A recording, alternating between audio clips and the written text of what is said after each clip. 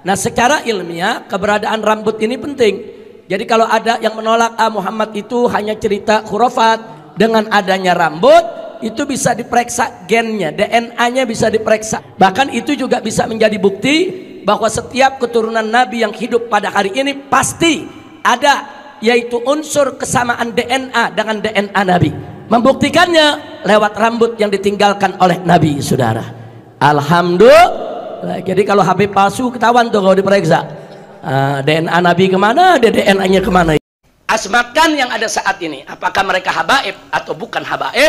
Saya nggak mau memberikan peringatan mereka habaib atau bukan habaib, tapi saya minta mereka verifikasi, buktikan nasabnya itu benar ke Rabitatul Alawiyah. Kalau mereka yakin nasab mereka benar, ya argumentasi dong, pakai ilmu nasab, pakai ilmu sejarah. Saudara datang ke Rabitatul Alawiyah bukan dengan caci maki, bukan dengan kebencian, tapi dengan data, dengan kitab, dengan argumentasi, dengan bukti yang menunjukkan kalau mereka bersambung ke Wali Songo, saudara. Kalau nggak ada bukti, ya jangan paksa Rabithah untuk mengakui. Kira-kira jelas tidak?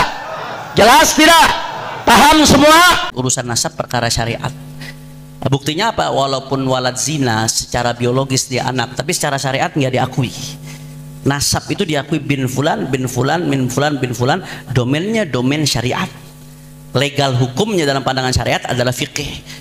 Fikih menentukan turuk itsbatin nasab. Nah, maka sekarang apa ya? Dibikin mulakbat ini belakangan ini dengan digaung-gaungkannya soal tes DNA.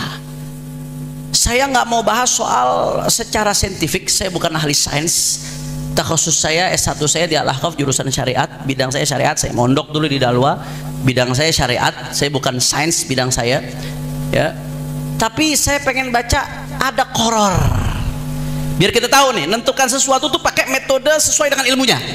Ada koror dari Majma' Fiqh Islami, Forum Fikih Dunia. Ini Majma' Fiqh Islami, fatwa-fatwanya dijadikan rujukan. Dulu guru-guru kami sebagian di Hadramaut, mufti-mufti tarim yang tulen sekali mazhab Syafi'inya, kalau ada koror dari Majma' Fiqh Islami diambil, karena yang kumpul ulama-ulama besar.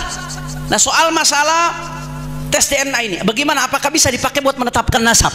Saya baca sedikit nih. Jadi jelas ini keputusan forum ulama dunia, forum fikih dunia yang resmi diakui dunia internasional. Karena kan DNA masalah nawazil. Kalau kita nyari kitab klasik nggak bakal ketemu soal DNA.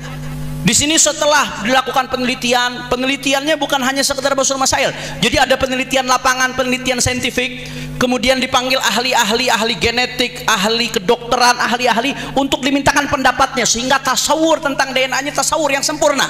Karena nggak bisa kita tentukan hukum fikih tanpa tasawur yang benar. Ini bukan satu dua ahli, tapi forum berbagai ahli dari berbagai internasional, kalangan internasional, forum dunia. Setelah dikumpulkan kesimpulannya, akhirnya korornya apa? Yang pertama, ya saya terjemahkan singkat saja, yang berkaitan langsung dengan nasab. Kalau untuk untuk penyidikan pidana dibenarkan sebagai salah satu qarinah, sebagai salah satu pendukung pidana. Yang kedua, ya, bahwasanya penggunaan nasab fi majalin nasab labudda an yuhat bi muntahal hadar wal hita was sirriyah. Lidzalika labudda an tuqaddama an-nusus wal qawaid asy-syar'iyyah 'ala al-basma al-wirathiyah. Penggunaan DNA, tes DNA di dalam urusan nasab itu harus betul-betul hati-hati dan sirriyah, rahasia, bukan untuk diungkap ke publik.